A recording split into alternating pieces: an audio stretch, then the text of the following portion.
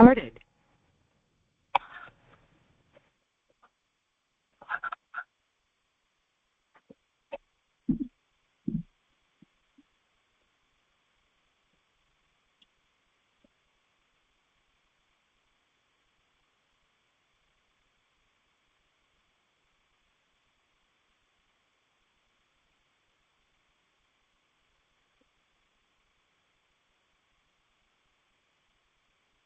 नमो लोये सौहरिहन्ताणम् नमो लोये सौहृदानम् नमो लोये सौवाहिर्यानम् नमो लोये सौज्यायानम् नमो लोये सौत्रिकावती सावनम् ओंकारमिन्दु संयुक्त नित्यम् जयन्ति योगिनः कामदम् मोक्षदम् चैव ओंकाराय नमो नमः मङ्गलम् भगवान् यो मङ्गलम् गौतमोऽग्नि मङ्गलम् कुन्कुण्डार्यो विजेन्द्रमोसु मङ्गलम् नमः समरिसाराय स्वानुभूत्या चकास्ते स्वभावाय भवाय सर्वदा।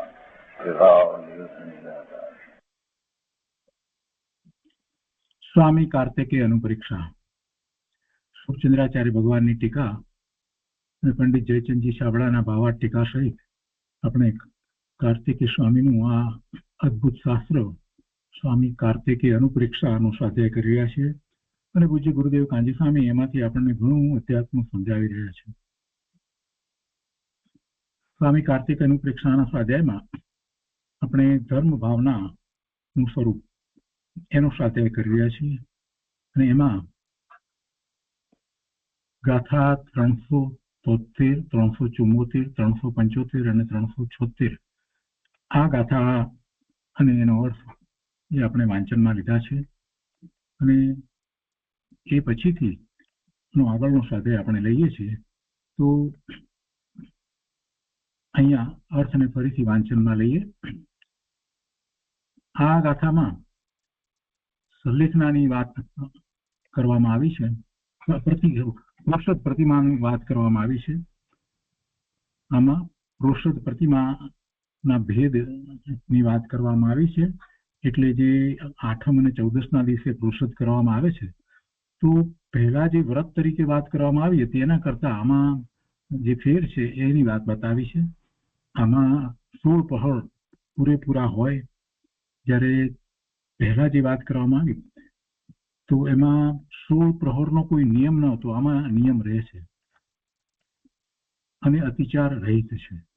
तो फरीथी अर्थ वांचन में लईए छे कि 7મ અને 13ના દિવસે 2 પહોર પછી जैन चैत्यालय में जई सायंकाल में सामायिक आदि क्रियाकर्म करी 4 प्रकारना आहारनो त्याग करी उपवास ग्रहण करे। घरनो समस्त व्यापार छोड़ी धर्म ध्यान पूर्वक 7મ અને 13ની रात्रि व्यतीत करे। 8મ અને 14દશીના પ્રભાતમાં ઉઠી સામાયિક ક્રિયાકર્મ કરે અને તે દિવસ શાસ્ત્ર અભ્યાસ આદि કરી ધર્મ ધ્યાનમાં વિતાવે। સાયંકાળમાં સામાયિક આદि ક્રિયાકર્મ કરી રાત્રિ પણ એ જ પ્રમાણે ધર્મ ધ્યાનમાં ગાળે। અને એના પછીના દિવસે એટલે નોમના દિવસે અથવા તો પૂર્ણિમાના દિવસે કે અમાસના દિવસે પ્રભાત કાળમાં સામાયિક વંદના કરી જીન પૂજન વિધાન કરી 3 પ્રકારના પાત્રોનું પડગાહન કરી તેમને ભોજન કરાવી પછી પોતે ભોજન કરે તેને પ્રોષદ પ્રતિમા હોય છે। એટલે કે આહારદાન આપીને મુનિને અથવા શ્રાવકને કે એવા સંવેદ દૃષ્ટિને એ પછી પોતે ભોજન કરે। હવે ભાવાર્થમાં કહે છે કે પહેલા શિક્ષાવ્રતમાં પ્રોષદની વિધિ કઈ હતી તે અહીં પણ જાણવી। ગૃહ વ્યાપાર ભોગ ઉપભોગની સમસ્ત સામગ્રીનો ત્યાગ કરી એકાંતમાં જઈ 16 પહોર ધર્મ ધ્યાનમાં વ્યતીત કરે।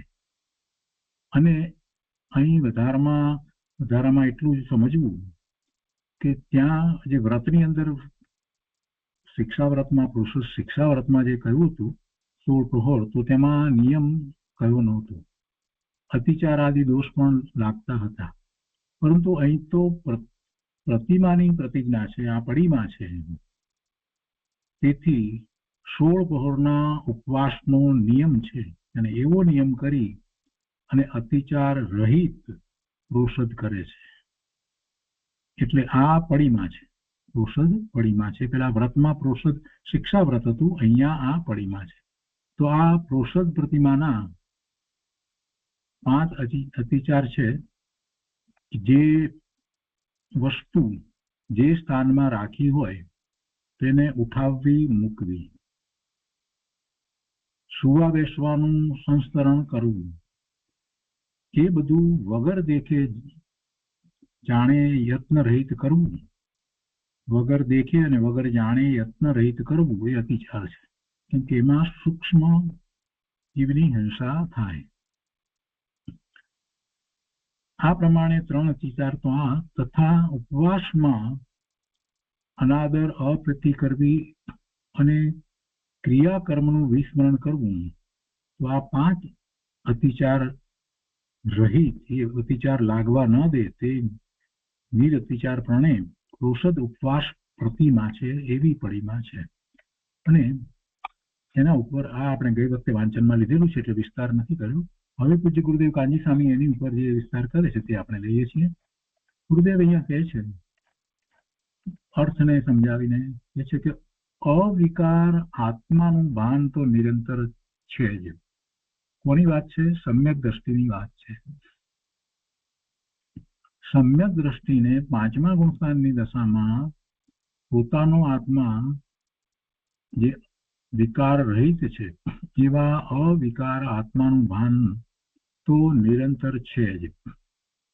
તેમાં વિશેષપણે શુદ્ધ સ્વભાવનું આલંબન કરી જ્ઞાન, ધ્યાન, વૈરાગ્યની જાગૃતિ વધારવાનો પ્રયોગ કરે છે. ત્યાં 7મ તથા 13ના દિવસે 2 પહોર પછી જીન ચૈત્યાલયમાં જઈ સામાયિક આદિ કરે છે. જીન પ્રતિમા કેવી હોય છે?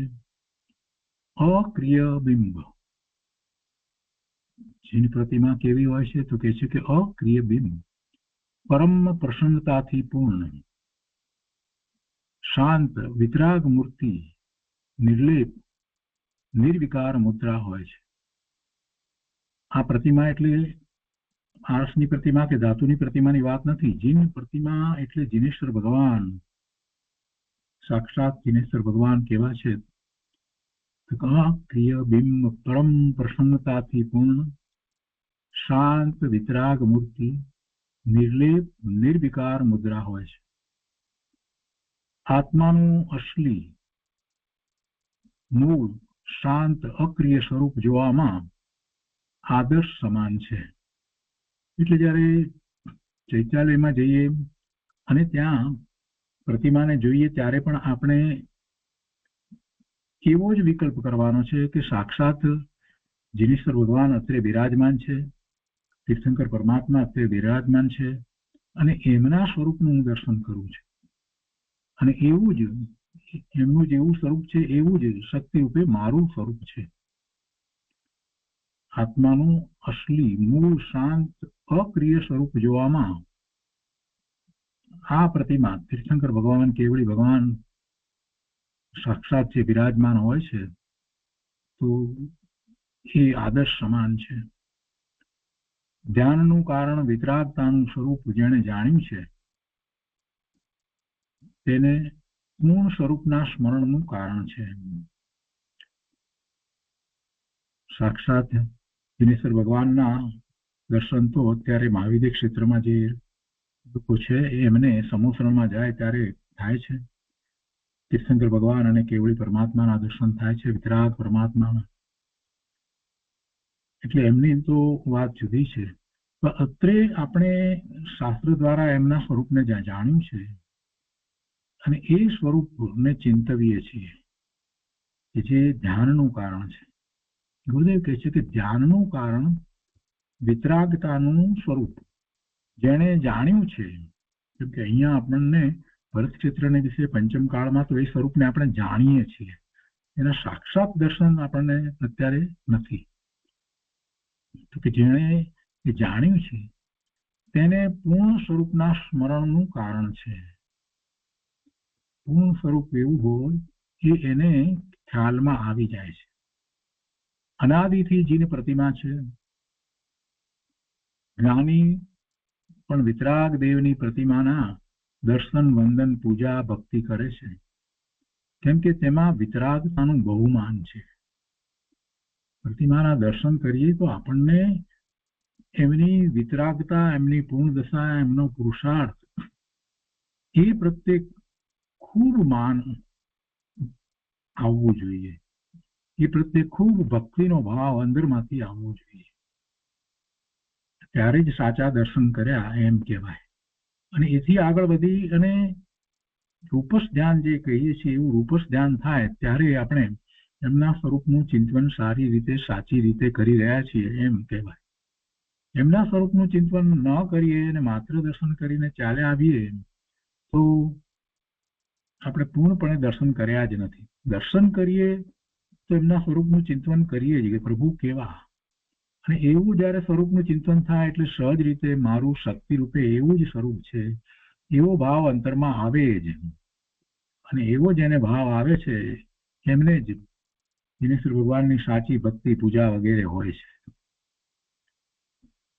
કેમ કે પોતાને એવો ભાવ આવ્યો છે અને એમાં પણ એ સમ્યક દ્રષ્ટિ છે, એને અનુભૂતિ થઈ છે, તો એને એવો અહોભાવ આવ્યા વિના રહેતો નથી.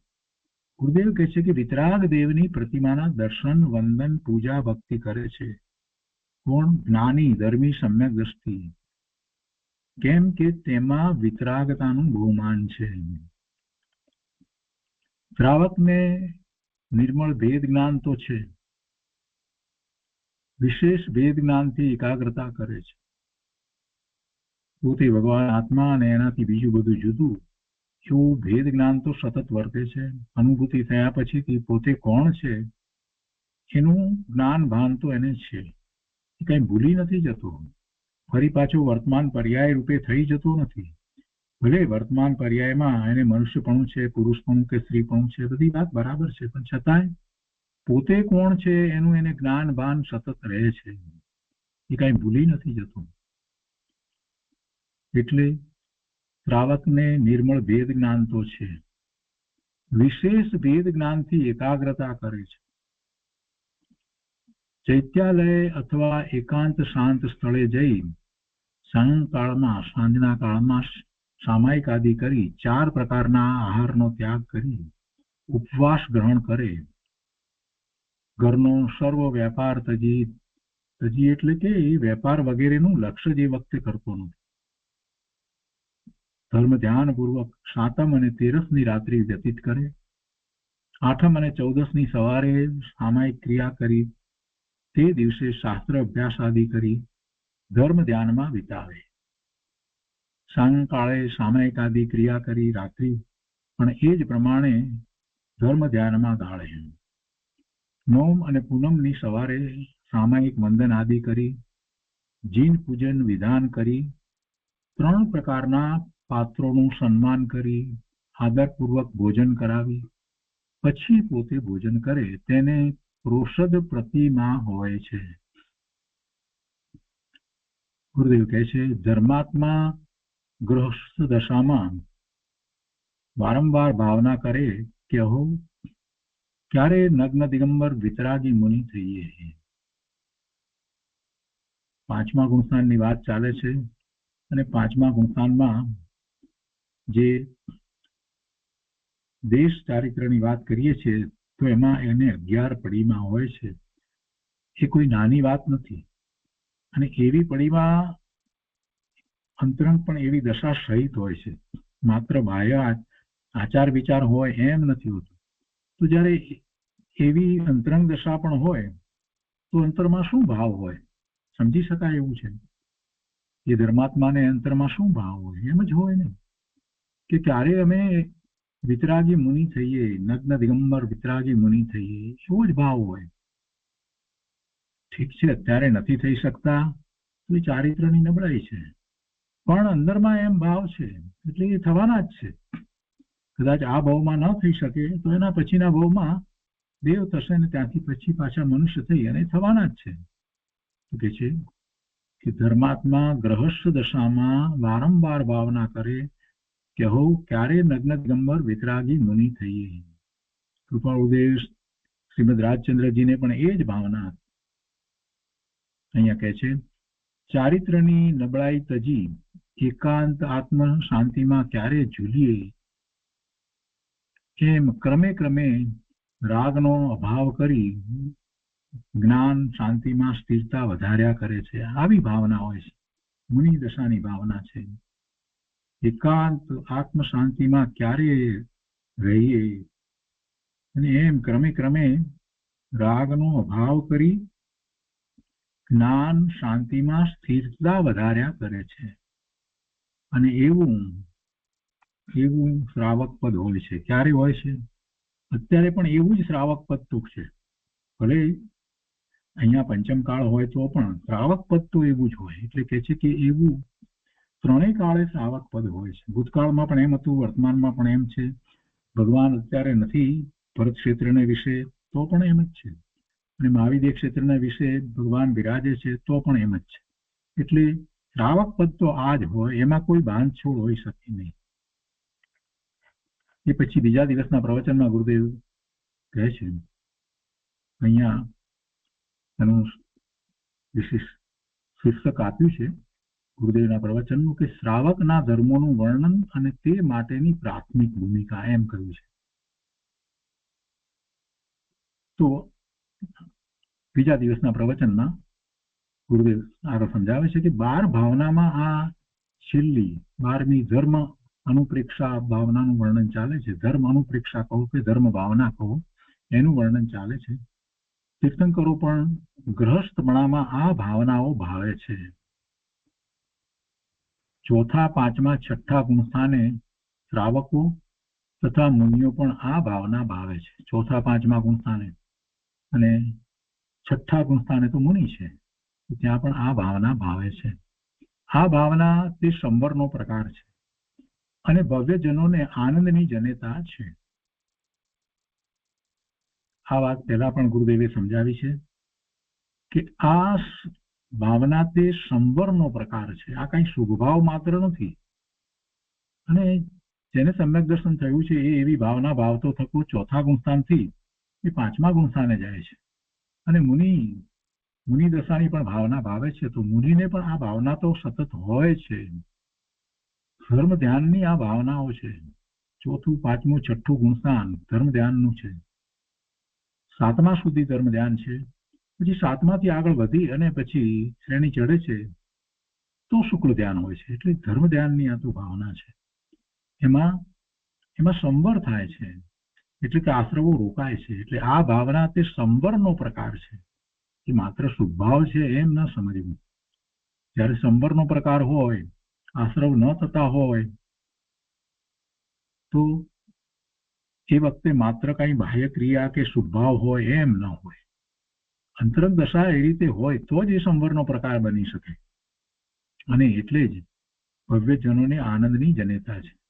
બીજી વાત, જ્યારે આ ભાવનાની શરૂઆત કરી, અનુપ્રેક્ષાની શરૂઆત કરી એ વખતથી જ એ વાત તો ગુરુદેવે વારંવાર કહી છે અને શાસ્ત્રમાં પણ એ વાત આવી છે કે તીર્થંકરો પણ, એટલે તીર્થંકરનો જીવ છે તે પણ હજી મુનિ દશા અંગીકાર નથી કરી ત્યારે ગ્રહસ્થપણામાં આ ભાવનાઓ ભાવે છે અને ઉત્કૃષ્ટપણે ભાવનાઓ ભાવી અને પછી મુનિ દશા અંગીકાર કરે છે.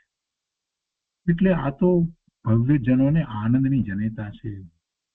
આ ભાવના આશ્રવોને ઉત્પન્ન કરનારી નથી, પણ સંવર અને આનંદની જનેતા છે. તો આશ્રવ રહિત સ્વભાવ કેવો છે? આશ્રવ રહિત સ્વભાવ કેવો છે અને તે સ્વભાવ કહેનારા દેવ ગુરુ શાસ્ત્ર કેવા છે તે ઓળખવાનું પણ આમાં આવી જાય છે. જેઓ આશ્રવથી લાભ મનાવતા હોય, જેઓ આશ્રવથી લાભ મનાવતા હોય એવા કુદેવ, કુગુરુ, કુશાસ્ત્રનું દાસપણું જે સ્વીકારે તે જીવ તો આશ્રવનો દાસ થયો. આશ્રવ તો બંધનું કારણ છે. આશ્રવ તો બંધનું કારણ છે ને બંધ છે તો ભવના પ્રમાણ છે. એટલે જે આશ્રવથી લાભ મનાવતા હોય, ભલે શુભ આશ્રવની વાત કરતા હોય, પણ છેવટે છે તો આશ્રવ ને. છે તો આશ્રવ ને, જેનાથી પુણ્યનો બંધ પડે, પણ છેવટે પડે છે તો બંધ ને. અનાદિથી આ જીવને અગૃહિત મિથ્યાત્વ છે અને એને ઘાતી કર્મનો ઉદય, 4 ઘાતી કર્મની 47 પ્રકૃતિનો ઉદય વર્તે છે, મિથ્યા માન્યતા સહિત એ પ્રવર્તે છે.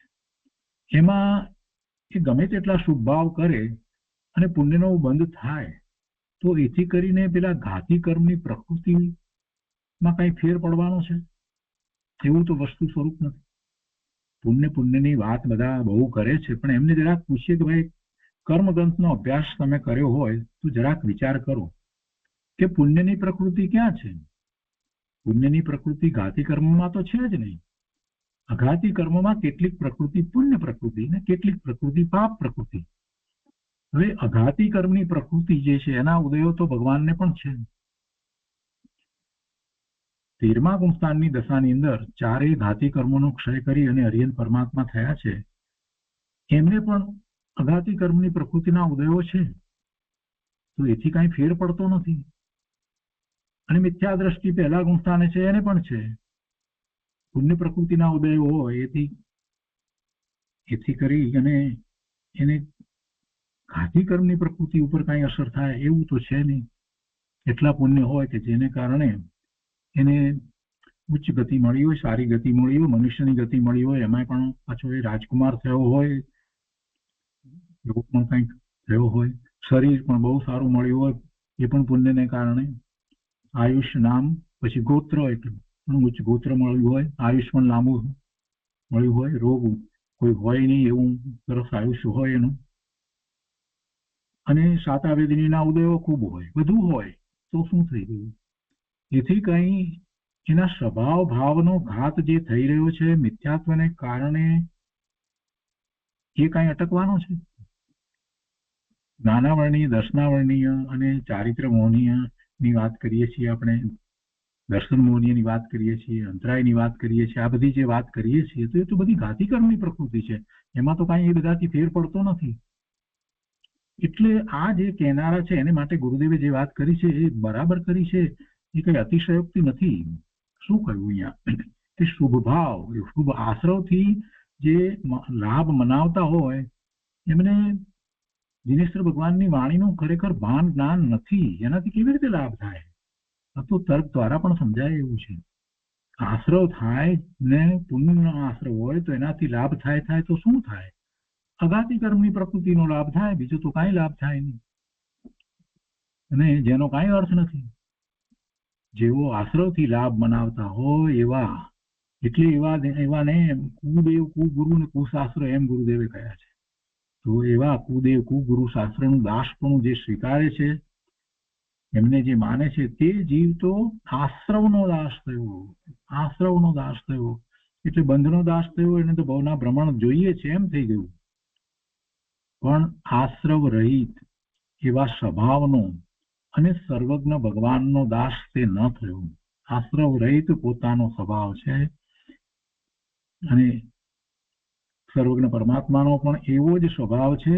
અને સર્વજ્ઞ પરમાત્માના જ્ઞાનમાં પણ એમ જ આવ્યું છે કે જીવ માત્રનો સ્વભાવ તો આશ્રવ રહિત છે.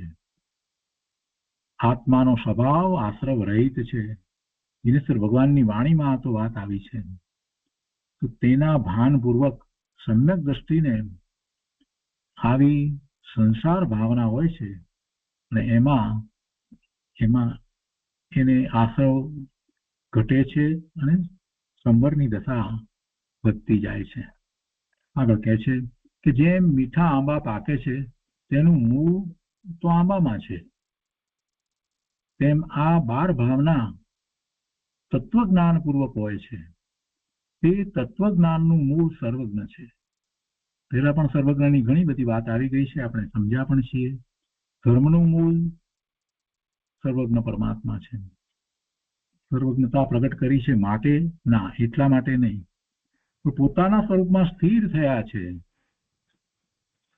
કે એ માત્રને જાણે છે એ વાત મહત્વની નથી, પણ પોતાના સ્વરૂપને વિશે પોતે સ્થિર થયા છે. હવે એમાંથી એ બહાર નીકળવાના નથી. અવ્યાબાદ સુખ શાંતિ આનંદની દશાને એમણે પ્રાપ્ત કરી છે. અને સ્વજ્ઞેયને એમ સતત નિરંતર જાણતા અનુભવતા થતા એ પરમાત્મા બિરાજી રહ્યા છે, એ અર્યંત દશામાં બિરાજી રહ્યા છે, અને આયુષ પૂર્ણ થતા સિદ્ધ દશામાં એ પરમાત્મા એમ જ બિરાજે છે. સર્વજ્ઞતામાં પરજ્ઞેયોને જાણે છે, જ્ઞેય માત્રને જાણે છે, તો એ મૂળભૂત વાત નથી. એ તો જ્ઞાનનો એવો સ્વભાવ જ છે કે એ સ્વ પર પ્રકાશક પણ એને હોય, અને એમને પૂર્ણપણે જયારે એ સ્વભાવ પ્રગટ થયો છે, કેવળ જ્ઞાન થયું છે, એટલે એ પર જ્ઞેયને જાણે છે. પણ જ્ઞેયને જાણે છે એટલી વાત નથી. આખી વાત, મૂળ વાત જુદી છે.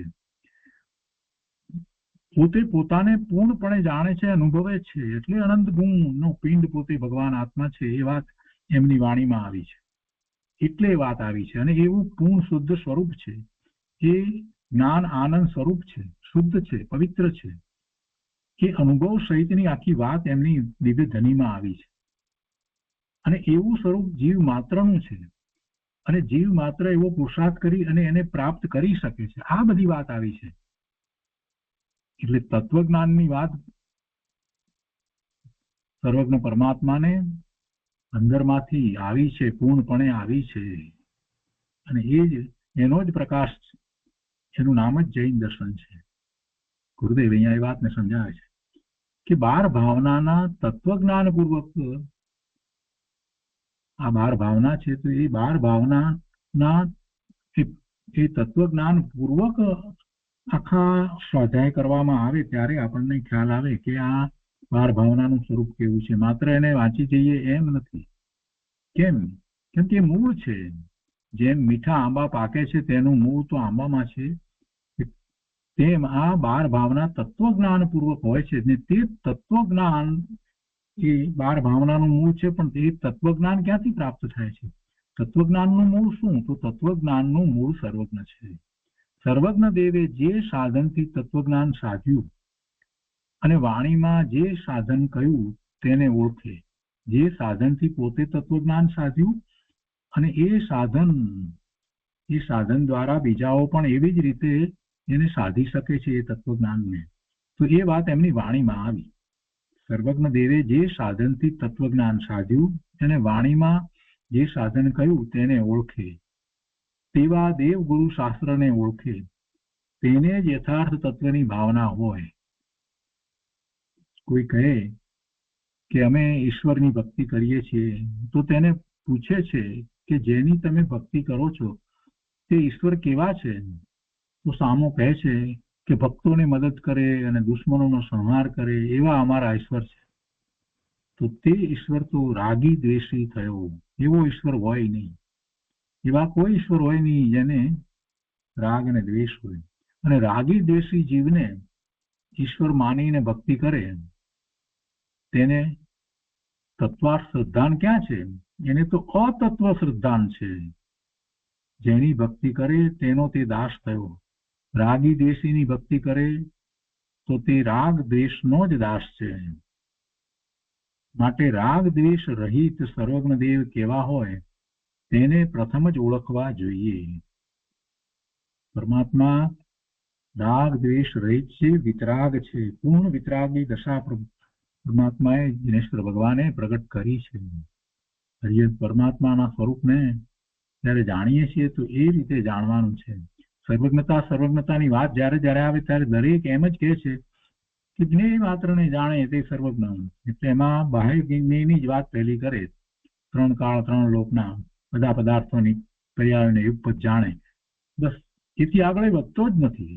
એ જાણે એ વાત સત્ય છે. 3 કાળ 3 લોકના બધા પદાર્થોની બધી પર્યાયોને યુગપત જાણે એ વાત અસત્ય નથી, એ સત્ય છે. પણ એટલી વાત છે.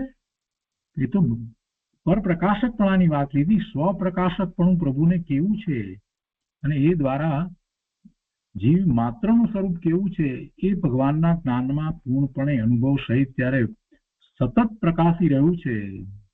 અને એ દિવ્ય ધ્વનિ દ્વારા એમણે બતાવ્યું છે અને એની પ્રાપ્તિનો ઉપાય બતાવ્યો છે.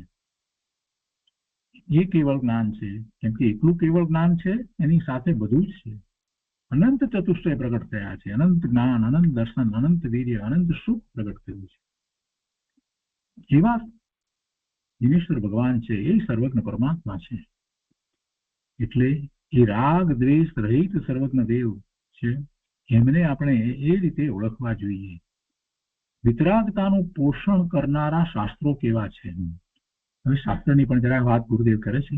સર્વજ્ઞની વાત ફરીથી યાદ કરાવી આપણને, અને કઈ રીતે સર્વજ્ઞને આપણે ઓળખવા, જોવા, શું જોવું સર્વજ્ઞની અંદર એ પણ આપણને ગુરુદેવ એ રીતે સમજાવે છે કે વિતરાગતાની જોવાની છે. અને એ વિતરાગતાનું પોષણ કરનારા શાસ્ત્રો કેવા છે, એટલે કે જે શાસ્ત્ર દ્વારા વિતરાગતા કેમ પ્રગટ થાય, સાચી વિતરાગતા કોને કહેવાય, એની જ વાત કરવામાં આવી હોય તો એ શાસ્ત્રો, એટલે એ વિતરાગતાનું પોષણ કરનારા શાસ્ત્રો કેવા છે તે ઓળખે નહીં, અને રાગ દ્વેષના પોષક શાસ્ત્રોને, જે કંઈ એમાં થોડી ઘણી સામાન્ય ધર્મની વાત કરી દીધી હોય, શુભભાવની વાત કરી દીધી હોય, અને એમાં કેટલાય પ્રકારે રાગ દ્વેષની વાતો આવતી હોય, તો એવા શાસ્ત્રોને જે માને તે જીવે તે શાસ્ત્રના કહેનારા એવા દેવ અને ગુરુને પણ રાગ દ્વેષના પોષક માન્યા છે. એટલે તેને દેવ ગુરુ શાસ્ત્રની સાચી શ્રદ્ધા નથી. તેવા જીવને રાગ દ્વેષ રહિત આત્માની શ્રદ્ધા થાય નહીં, અને તેને આવી સંવર ભાવના હોય નહીં. સંવર ભાવના હોય નહીં. બધાને પહેલા એમ સહેલું લાગતું, બરાબર છે, 12 ભાવના અમે વાંચી છે, આવડે છે, અમે 12 ભાવના ભાવીએ છીએ. પણ જયારે ગુરુદેવ આ રીતે વાત કરે છે ત્યારે આપણને એમ થાય છે, ચટકો લાગી જાય કે મને 12 ભાવનામાંથી એક પણ ભાવના નથી. જ્યાં સુધી સર્વજ્ઞ પરમાત્માના સ્વરૂપને હું જાણતો નથી, ત્યાં સુધી સાચા અર્થમાં મને ભાવના કેવી રીતે હોય? આગળ ગુરુદેવ કહે છે કે ગારા માટીના શીતળા બનાવીને, શીતળા માતા બોલે છે ને એટલે પછી એમાંથી એવું પૂતળું બનાવે. ગારા માટીના શીતળા બનાવીને લોકો કહે છે કે હે શીતળા માતા, અમારા દીકરાનું રક્ષણ કરજો. એનો અર્થ શું થયો? કે મારા પોતામાં તો છોકરાને રાખવાની તાકાત નથી, અને આ ગારા માટીમાં, એના પૂતળામાં તેવી તાકાત છે, એમ જ થયો ને એનો અર્થ. એટલે પોતે તો ગારા માટી કરતા પણ હલકો થયો. અહીં તો કુદેવ, કુગુરુ, કુશાસ્ત્રની માન્યતા છૂટીને જેને ચિદાનંદ સ્વભાવની શ્રદ્ધા થઈ છે, પોતાના જ્ઞાન આનંદ સ્વભાવની શ્રદ્ધા થઈ છે, અને તેમાં અંશે એકાગ્રતા થતા 5મા ગુણસ્થાનની પડીમાં પ્રગટી છે, એવા શ્રાવકના ધર્મોનું વર્ણન છે. અહીં પ્રોષદ ઉપવાસ નામની 4થી પડીમાં નું વર્ણન ચાલે છે. પહેલા શિક્ષાવ્રતમાં પ્રોષદની વિધિ કઈ હતી તે અહીં પણ જાણવી. એટલે વિધિ પ્રમાણે તો એમ જ છે, શિક્ષાવ્રતની અંદર પ્રોષદ શિક્ષાવ્રત લીધું હતું, અને આ પડીમાની અંદર પ્રોષદ પડીમાં લેવામાં આવી છે. તો કે છે કે ગૃહ, વ્યાપાર, ભોગ, ઉપભોગની સમસ્ત સામગ્રીનો ત્યાગ કરી એકાંતમાં જઈ અને 16 પહોર ધર્મ ધ્યાનમાં વ્યતીત કરે. અને અહીં વધારામાં આટલું સમજવું કે ત્યાં 16 પહોરના વખતનો નિયમ કયો ન હતો. 16 પહોરની વાત પહેલા પણ આપણે કરી છે, પણ આ કદાચ કોઈને યાદ ન હોય તો ફરીથી યાદ કરાવું કે દિવસ આખો જે 24 કલાકનો દિવસ હોય એ 8 પહોરનો દિવસ કહેવાય. એ 8 પહોરનો દિવસ કહેવાય. 24 કલાક આપણે જે કહીએ રાત્રિ દિવસ, એક દિવસ ગણીએ, અને એમાં 8 પહોર હોય. તો એમાં દિવસના 4 પ્રહોર અને રાત્રિના 4 પ્રહોર, એમ કરીને 8 પ્રહોર થાય. તો જે અહીંયા જે કહેવામાં આવ્યા છે 16 પ્રહોર, તો એ આ રીતે છે કે આગલા દિવસે બપોરથી સાંજ સુધીના એ 4 પ્રહોરમાંથી 2 પ્રહોર, પછી એ દિવસની રાત્રિના 4 પ્રહોર, એટલે 6 પ્રહોર થયા. પછી જે આઠમનો દિવસ છે કે જે 14નો દિવસ છે, એના 8 પ્રહોર દિવસ અને રાત્રિના થઈ, એટલે 14 પ્રહોર થયા. અને એના પછીનો 9મનો દિવસ કે પૂનમ કે અમાસનો દિવસ છે, એના સવારથી બપોર સુધીના 2 પ્રહોર, એમ કરીને 16 પ્રહોર થાય. તો એ 16 પ્રહોરની વાત ત્યાં કરી હતી, પણ એને નિયમ નહોતો કર્યો ત્યારે. એટલે કહે છે કે અહીં વધારામાં આટલું સમજવું કે ત્યાં 16 પ્રહોરના વખતનો નિયમ કયો ન હતો, અને અહીંયા એને નિયમ કયો છે. અતિચાર આદિ દોષ પણ લાગતા હતા, પરંતુ અહીં તો પ્રતિમાની પ્રતિજ્ઞા છે, પડીમાં છે, તેથી 16 પ્રહોરના ઉપવાસનો નિયમ કરી. ત્યાં એક વાત એ પણ હતી કે ઉપવાસ અથવા તો જે રીતે બીજું ઉપવાસ ન કરી શકે તો એક વખત આહારની પણ વાત કહેવામાં આવી હતી. તો અહીંયા કહે છે કે 16 પ્રહોરના ઉપવાસનો નિયમ કરી પહર સુધી ઉપવાસ છે. આગલા દિવસે બપોરે આહાર લીધો, પછીથી નથી લેતો, અને પછી બીજો દિવસ આખો અને ત્રીજા દિવસે સવારે પણ કંઈ નહીં, બપોર સુધી 16 પહોર સુધીનો ઉપવાસનો નિયમ કરી અતિચાર રહિત પ્રોષદ કરે છે. આ પ્રોષદ પ્રતિમાના 5 અતિચાર છે. જે વસ્તુ જે કાળમાં રાખી હોય તેને મુઠાવવી, મૂકવી, સુવા બેસવાનો, સંથારો કરવો, એ બધું વગર દેખે જાણે યત્ન રહિત કરવું એ જે અતિચાર છે. અને આ પ્રમાણે 3 અતિચાર કયા, અને એ ઉપરાંત એ તથા ઉપવાસમાં અનાદર અપ્રીતિ કરવી અને ક્રિયાકર્મનું વિસ્મરણ કરવું, તો એમ એ 5 અતિચાર હોય છે. એ 5 અતિચાર એ લાગવા દે નહીં. એ નિરતિચાર પ્રોષદ ઉપવાસ કડીમાં હોય છે. પ્રોષદ ઉપવાસ વાળા શ્રાવક શુદ્ધ આત્માનું ચિંતન કરે છે, અથવા પંચ પરમેષ્ઠીનું તથા જીન બીમ વગેરેનું ચિંતન કરે છે. જો લગભગ 2200 વર્ષ પહેલાના આ શાસ્ત્રમાં સંત મુનિરાજે જીન ભવનની વાત મૂકી છે. આવા જીન ભવન અને જીન બિંબને જે ન માને તે સંતોનો વિરોધી છે, સર્વજ્ઞનો વિરોધી છે. તેને ધર્મનું ભાન નથી અને ધર્મના નિમિત્તોનું પણ ભાન નથી. ગુરુદેવ કહે છે, જુઓ, સર્વજ્ઞ દેવને માનનારાને કેવી શ્રદ્ધા હોય કે બધું વ્યવસ્થિત થાય છે.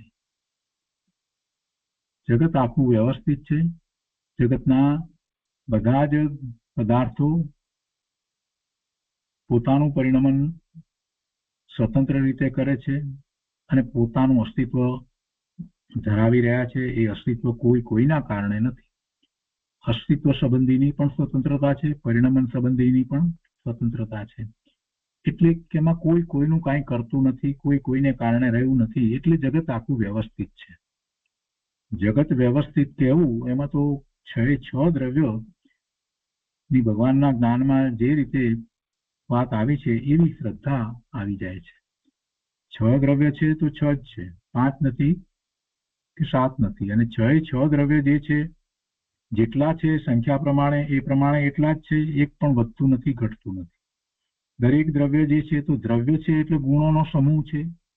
દરેક દ્રવ્ય જે છે પોતે પોતાના ગુણોનો સમૂહ છે. અને એ જ રીતે એ દ્રવ્ય જળવાઈ રહ્યું છે. એટલે એના દ્રવ્યમાંથી એક પણ ગુણ ઓછો થતો નથી કે વધતો નથી.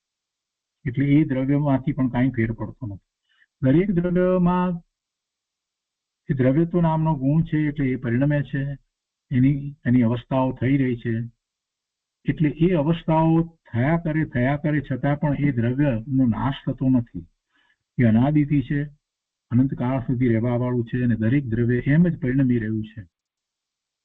હવે જ્યારે આવું જ સ્વરૂપ છે, તો એનો અર્થ એ થયો કે કોઈ દ્રવ્ય બીજા દ્રવ્યને કોઈ રીતે હાનિ કે નુકસાન કરે નહીં, કે એને લાભ કરી શકે નહીં. નહીતર તો પેલા દ્રવ્યનું સ્વરૂપ બદલાઈ જાય. એટલે આવી સ્વતંત્રતા દ્રવ્યની, એના પરિણમનની, એના અસ્તિત્વની, એનો જ્યારે વિચાર કરીએ છીએ ત્યારે તો પછી આખી વાત બદલાઈ જાય છે કે એમાં જીવ દ્રવ્ય, હું પણ ભગવાન આત્મા જીવ દ્રવ્ય છું ને. 6 દ્રવ્યમાં જીવ દ્રવ્ય, ને એ જીવ દ્રવ્યમાં અનંત જીવો પૈકી એક હું પણ એવો જ છું.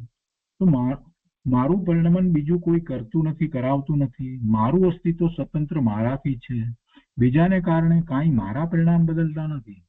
ને આ તો આપણે વિચાર કરવાનો છે. વાતમાં આપણે રાગ દ્વેષના ભાવ કરીએ છીએ ને, અંતરમાં એમ થાય છે ને કે આનું હું આમ કરું, ને આને હું આમ લાભ પહોંચાડું, ને આને હું આમ મદદ કરું, ને આવા પણ જે શુભભાવ જે વગેરે થતા હોય, તો પણ એ પણ વસ્તુનું સ્વરૂપ નથી. એ મિથ્યાત્વ છે.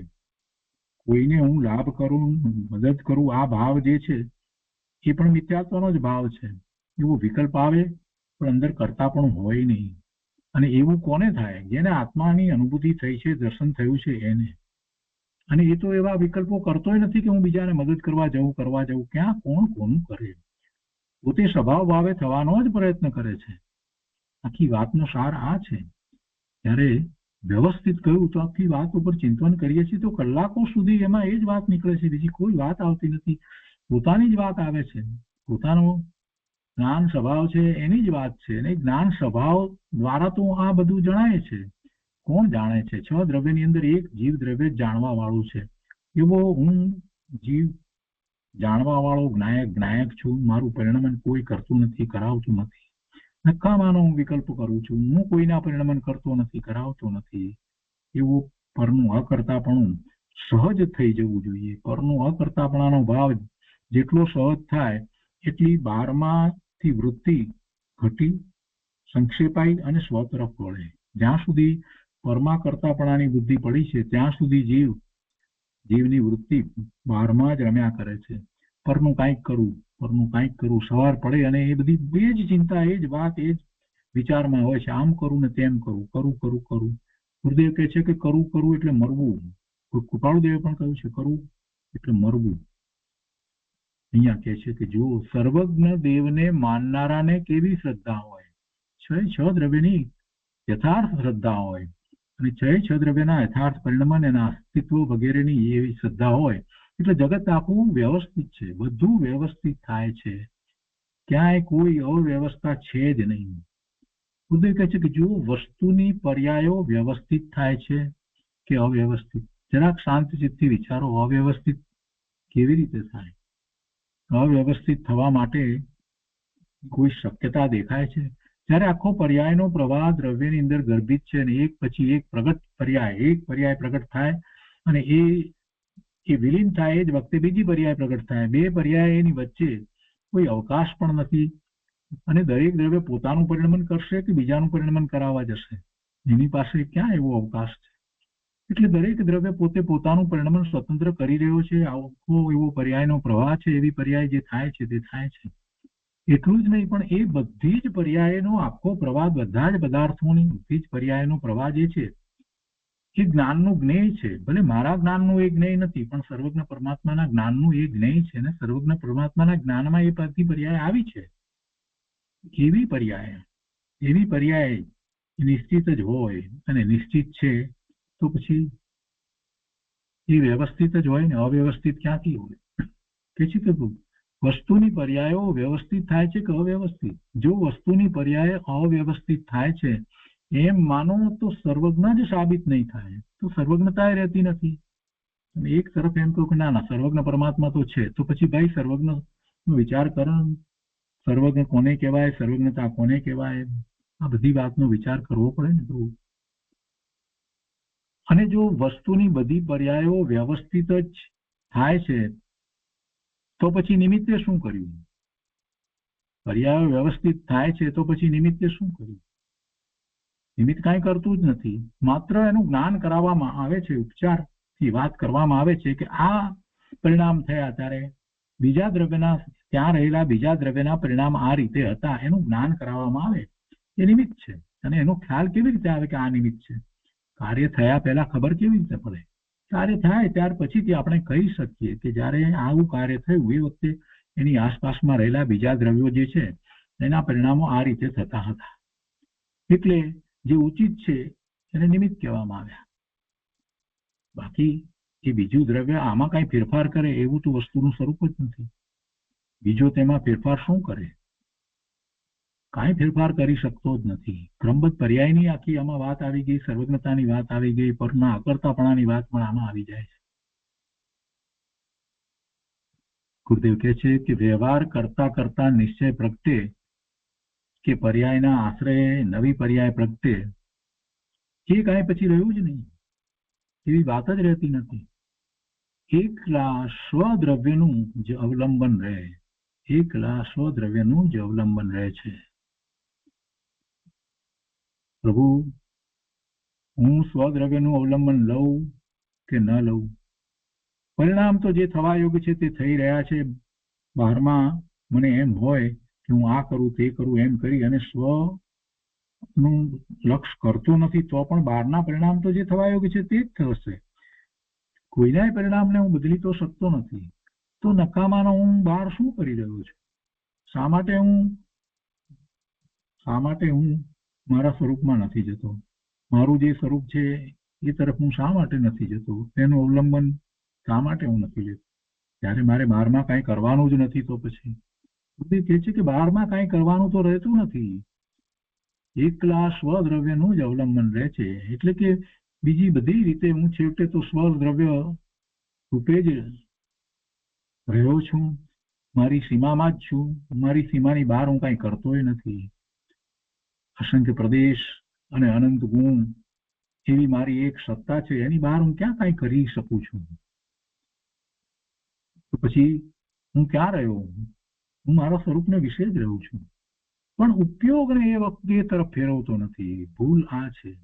રહ્યો છે તો જીવ માત્ર પોતે પોતાની સત્તામાં જ રહ્યો છે, પણ ઉપયોગને બહાર ફેરવે છે. આખો વસ્તુ ધર્મનો સાર જો સમજવા જેવો હોય તો જ્યારે પોતાના સ્વરૂપનો આવો નિર્ણય થાય અને પોતે ખરેખર બહાર ક્યાંય કંઈ જઈ શકતો નથી, કાંઈ કરી શકતો નથી, એવો નિર્ણય થયા પછીથી ફેરવવાનું શું રહ્યું? ઉપયોગને ફેરવવાનો છે. ઉપયોગ જે બહારમાં ફરે છે અને પછી વિકલ્પો, આ બધું જે છે એને કારણે ભવના ભ્રમણ થાય છે. તો ઉપયોગને સ્વ તરફ વાળી દેવાનો છે. બાકી તો આમે હું મારી સત્તામાં જ રહ્યો છું. ઉપયોગ બહારમાં હોય કે અંતરમાં હોય, હું મારી સત્તાને છોડીને બહાર પહોંચી શકતો જ નથી.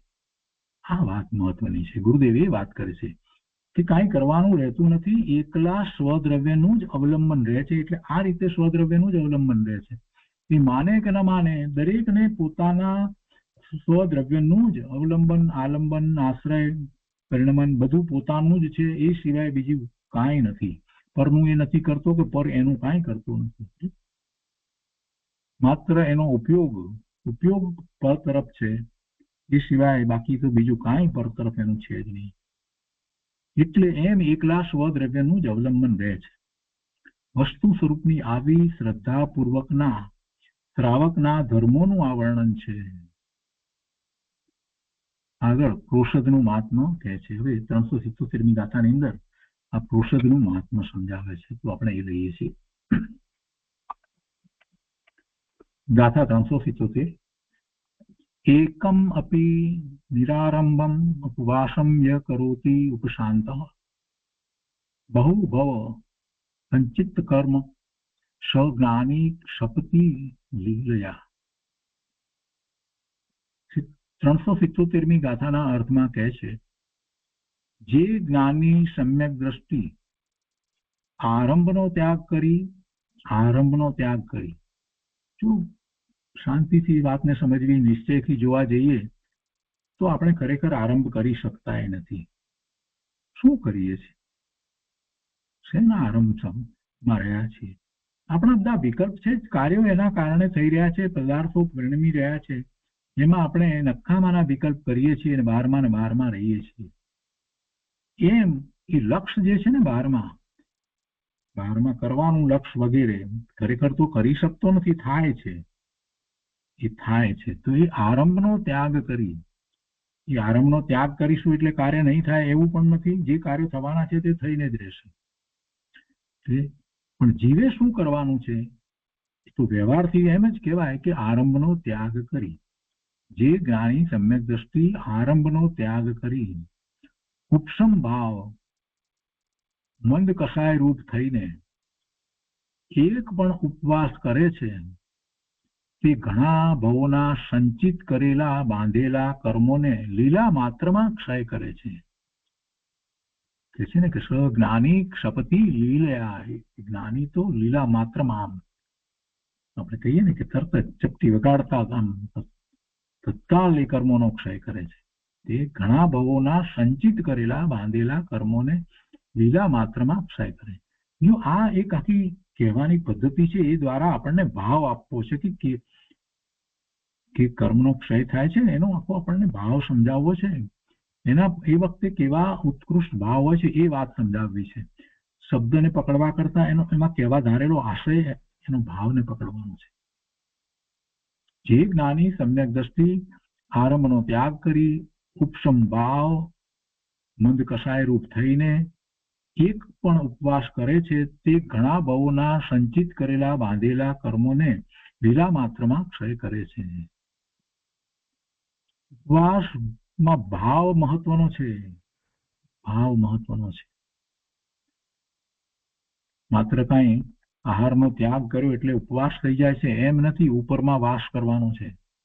ભાવાર્થમાં અહીંયા કહે છે કે કસાય, વિષય અને આહારનો ત્યાગ કરી, ત્રણેય વસ્તુનો ત્યાગ થઈ જાય છે. કસાય, વિષય અને આહારનો ત્યાગ કરી આ લોક પરલોકના ભોગોની વાંછા છોડી, એવી ઈચ્છા વાંછા પણ હોય નહીં એના ફળની, જો એક ઉપવાસ કરે તો તે ઘણા કર્મોની નિર્જરા કરે છે. તો પછી જે પ્રોષદ પ્રતિમા અંગીકાર કરી, પ્રોષદ પ્રતિમા, પ્રોષદ વ્રત કરતા આગળની વાત લીધી છે, જે પ્રોષદ પ્રતિમા અંગીકાર કરી એક પક્ષમાં 2 ઉપવાસ કરે, એક પખવાડિયામાં 2 ઉપવાસ કરે, તેના સંબંધમાં શું કહેવું? તે સ્વર્ગ સુખ ભોગવી મોક્ષને પ્રાપ્ત થાય છે. સ્વર્ગ સુખ ભોગવવાની વાત જે દરેક વખતે આવે છે એનું કારણ એ છે કે એમાં એટલું બતાવવું છે કે સાથે રહેલો જે શુભભાવ છે એને કારણે એને પુણ્યના એવા બંધ પડે છે કે એવા પુણ્યના બંધને ભોગવવા માટે એને દેવલોકની ગતિ થાય, એટલું જ બતાવવું છે. પણ મૂળ વાત તો મોક્ષને પ્રાપ્ત કરે છે એ જ છે. કેમ કે જેટલો સંવરનો ભાવ છે, જેટલી વિતરાગતા છે, એટલા પ્રમાણમાં એ મોક્ષ માર્ગમાં આગળ વધી રહ્યો છે. એટલે મુખ્ય વાત તો એ છે. તો એ રીતે આ 377મી ગાથા છે અને એનો વિસ્તાર બીજે ગુરુદેવ જે કર્યો છે તે આપણે લઈએ. ગુરુદેવ કહે છે, અર્થને ફરીથી વાંચીએ છીએ. જે જ્ઞાની સમ્યક દ્રષ્ટિ આરંભનો ત્યાગ કરી ઉપશમ ભાવ મંદ કસાય રૂપ થઈને એક પણ ઉપવાસ કરે છે, તે ઘણા ભાવોના સંચિત કરેલા બાંધેલા કર્મોને લીલા માત્રમાં ક્ષય કરે છે. જગતમાં પદાર્થોની અવસ્થા ક્રમબદ્ધ વ્યવસ્થિત થાય છે. ગુરુદેવ કહે છે કે જગતમાં પદાર્થોની અવસ્થા પર્યાય ક્રમબદ્ધ વ્યવસ્થિત થાય છે. હું તેનો ફેરફાર કરનાર નથી, હું તો એનો જાણનાર છું, જ્ઞાતા છું. એમ જેણે નક્કી કર્યું તેની દ્રષ્ટિ જ્ઞાન સ્વભાવમાં વળી ગઈ છે. એની દ્રષ્ટિ પરનું અકર્તાપણું જેને સહજ રીતે સ્વીકારી લીધું છે, પોતાના જ્ઞાન દર્શનના સ્વભાવને સ્વીકારી લીધો છે, એની દ્રષ્ટિ હવે જ્ઞાન સ્વભાવ તરફ વળે છે. તેથી તે જ્ઞાની છે. અકસાય દ્રષ્ટિ અને સ્થિરતા દ્વારા, અકસાય દ્રષ્ટિની વાત શા માટે દર વખતે કરવામાં આવતી હશે જરાક સમજી લઈએ. કે હજી ચારિત્ર મૌનીય કર્મની સમ્યક દર્શન તો થયું છે અને ગુણસ્થાન અનુસાર એને ચારિત્ર મૌનીય કર્મની ચોકડી હજી પડી છે, એના ઉદયો છે. 5મા ગુણસ્થાને આવ્યો છે તો પણ હજી એને 2 ચોકડીનો અભાવ કર્યો છે અને 2 ચોકડી પડી છે. મુનિ દશા છે તો પણ હજી એને 1 ચોકડી પડી છે ને. એટલે એના ઉદયો તો છે અને એના ઉદયો છે તો ક્રોધ માન માયા લોભ એ પ્રમાણે જે ભૂમિકા છે એ પ્રમાણે એવા થઈ જાય છે. એટલે એ કસાયો છે અને એવા પેલા 9 કસાયો એ કર્મની ચોકડી ચારિત્ર મૌની કર્મ એ કર્મની એ ચારિત્ર મૌની કર્મ એના ઉદયો વગેરે પણ સાથે રહેલા છે. તો આ બધા 9 કસાયના કારણરૂપ ચારિત્ર મૌનીય કર્મ અને આ જે બાકી રહેલી જે ચોકડી ક્રોધ માન માયા લોભની એના ઉદય એ ચારિત્ર મૌની કર્મની પ્રકૃતિઓ 9 પ્રકૃતિઓ અને આ જે બાકી છે તે, તો એ બધીના ઉદયો તો છે. તો એ ઉદયો હોય એ વખતે એને કસાય થઈ શકે, ન થઈ શકે એવું નથી. તો એ પ્રયત્નપૂર્વક એ ઉદયો હોય તે છતાં પણ એ એવા કસાય ભાવે ન થાય એ દર્શાવવા માટે અહીંયા અકસાય દ્રષ્ટિ એમ લેવામાં આવ્યું છે. શુક્ર લેવામાં આવ્યું છે એનું આ કારણ છે કે એટલો એ દ્વારા સમજાવવું એ છે કે એનો એ વખતે એવો પુરુષાર્થ છે કે જેમાં એને આ ચારિત્ર મૌની કર્મની પ્રકૃતિના ઉદયોને 9 પ્રકારના 9 કસાય એ પણ ચારિત્ર મૌની પ્રકૃતિ છે. તો એ કર્મની પ્રકૃતિના ઉદયો છે એટલે સ્વાભાવિક છે કે એને એ ઉદયો પ્રમાણે એને એવા કસાય થાય. પણ અહીંયા એનો પુરુષાર્થ બતાવે છે કે એ હોવા છતાં પણ એ અકસાય ભાવે રહે છે. એ કસાય ન થાય તો એનો અર્થ શું થયો કે એની દ્રષ્ટિ ક્યાં હશે કે જેથી કરીને એવા કસાય ન થાય. પેલા ઉદયો છે છતાં પણ એને ન થાય તો એની દ્રષ્ટિ ક્યાં હશે? સ્વરૂપ તરફ દ્રષ્ટિ હશે. એ આમાંથી આપણને ખ્યાલ આવે છે. અકસાય દ્રષ્ટિ એટલે સ્વરૂપની દ્રષ્ટિ હોય તો જ એ શક્ય છે, બીજી કોઈ રીતે શક્ય નથી. એટલે અકસાય દ્રષ્ટિ અને સ્થિરતા દ્વારા આરંભનો ત્યાગ કરી એક પણ ઉપવાસ કરે છે તે શ્રાવક પણ ઘણા ભવોના સંચિત કરેલા ઘણા કર્મોને લીલા માત્રમાં ક્ષય કરે છે. જ્ઞાન આનંદમાં સ્વસન્મુખપણે વસવું તે ઉપવાસ છે. એટલે આવું થાય કેવી રીતે? તો સ્વસન્મુખ થાય તો જ થાય, બીજી કોઈ રીત નથી. ગુરુદેવ અહીંયા સમજાવે છે ભાવાર્થમાં કે મિથ્યાત્વ તે મૂળ કસાય છે. અકસાય શાંત જ્ઞાતા માત્ર સ્વરૂપમાં સાવધાન રહી પોતાનું સ્વરૂપ જેમાં કોઈ કસાય છે જ નહીં, તો એ અકસાય શાંત જ્ઞાન સ્વરૂપ પોતે ભગવાન આત્મા છે. એટલે કે જ્ઞાતા માત્ર સ્વરૂપમાં સાવધાન રહી કસાય વિષય અને આહારનો ત્યાગ કરી અંતર આલંબનમાં જાગૃત રહી આ લોક પરલોકના ભોગોની વાંછા છોડી નિશલ્ય થઈ જો એક પણ ઉપવાસ કરે તો શુદ્ધિની વૃદ્ધિ વડે ઘણા કર્મોની નિજરા કરે છે. તો પછી જે તેનાથી વિશેષ શુદ્ધિથી પ્રોષદ પ્રતિમા અંગીકાર કરી એક પક્ષમાં એક પખવાડિયામાં 2 ઉપવાસ કરે તેના સંબંધમાં તો શું કહેવું? એની તો શું વાત થાય? એ તો ઘણી નિજરા કરે છે. શ્રાવક 3 શલ્ય રહિત હોય છે: મિથ્યા દર્શન શૈલ્ય, નિદાન શૈલ્ય, આ લોક તથા પરલોકના સુખની જે આશા કરવામાં આવે, ઈચ્છા કરવામાં આવે એવા નિદાન, એનાથી પણ રહિત, અને માયા શલ્ય એટલે કપટ, એનાથી પણ રહિત. 3 શલ્ય, મિથ્યાત્વ, નિદાન અને માયા, એ 3 શલ્ય કહેવાય છે. એ 3 શલ્યથી રહિત જ્ઞાની ધર્મી પ્રવર્તે છે. પછી એ 3 શલ્ય અખંડ જ્ઞાન શાંતિની આરાધનામાં મહાવિઘ્નરૂપ છે. તેથી 3 શલ્ય રહિત જ વ્રતી હોય છે.